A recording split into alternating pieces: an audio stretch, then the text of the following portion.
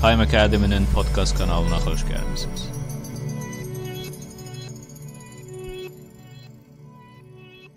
Bu podkastda ingilis dili öyrənənlər tərəfindən tez-tez qarışdırılan 4 sözə nəzər salaq.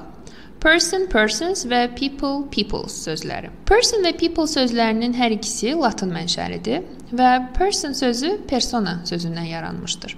İndi insan, şəxs mənalarında anladığımız bu söz əslində əvvəllər aktyorların istifadə etdiyi maska demək idi. Person sözü təkdə olan, sayıla bilən, yəni countable isimdir və hər hansı bir şəxs, yəni qadın, kişi və ya uşaq haqqında danışılan zaman işlədilir. She is a person I have a lot of respect for. People sözü isə eyni millətdən, cəmiyyətdən və etnik qrupa məxsus insanlar anlamına gələn populus sözündən yaranıb və insanlar deməkdir.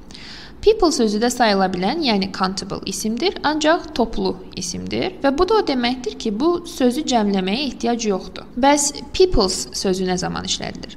Ümumiyyətlə, insanlar yaxud bir etnik qrup və ya millət haqqında danışdığımız zaman people sözündən istifadə edirik.